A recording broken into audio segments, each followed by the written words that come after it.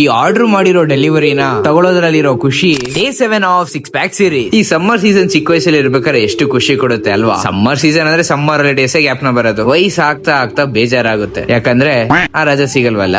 ಇವಾಗ ಇಲ್ಲೇನಾದ್ರು ಕೇಳಿದ್ರೆ ಪರ್ಮನೆಂಟ್ ಆಗಿ ಕೊಟ್ಬಿಡ್ತಾರೆ ಅಂತ ಭಯ.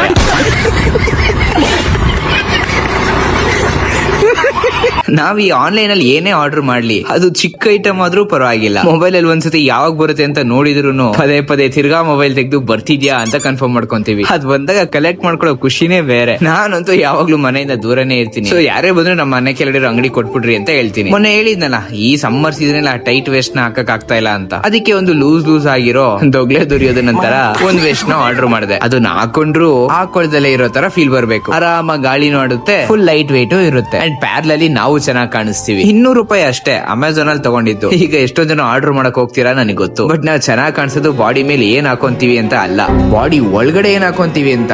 ಪ್ರಾಪರ್ ಆಗಿ ಬ್ಯಾಲೆನ್ಸ್ ಡಯಟ್ ಮಾಡಿ, ಪ್ರೋಟೀನ್ ಇಂಟೇಕ್ ನ ಫುಲ್ ಮಾಡಿ, ಕನ್ಸಿಸ್ಟೆಂಟ್ ಆಗಿ ವರ್ಕೌಟ್ ಮಾಡಿ, ಅವಾಗ 2000 ಅಲ್ಲ 200 ರೂಪಾಯಿ ಬಟ್ಟೆ ಹಾಕೊಂಡ್ರೆ ನೀವು ಚೆನ್ನಾಗಿ ಕಾಣಿಸ್ತೀರಾ. ನಾವು ಪ್ರತಿ ಸತಿ ಬೇರೆ ವ್ಯಕ್ತಿ ಅಥವಾ ಬೇರೆ ವಸ್ತು ನಮ್ನ ಖುಷಿ ಪಡಿಸೋಕೆ ಕಾಯ್ತಿರ್ತೀವಿ. ಅದು ತಾತ್ಕಾಲಿಕ, ಯಾಕಂದ್ರೆ ಯಾವ ವ್ಯಕ್ತಿ ಅಥವಾ ಯಾವ ವಸ್ತುನು ಪರ್ಮನೆಂಟ್ ಆಗಿ ನಮ್ ಜೊತೆ ಇರಲ್ಲ. ಪರ್ಮನೆಂಟ್ ಆಗಿ ಇರೋರು ಒಬ್ರೆ, ಅದು ನಾವೇ. So you be the reason to your happiness. ಸಿಗೋಣ, ಬಾಯ್ ಬಾಯ್.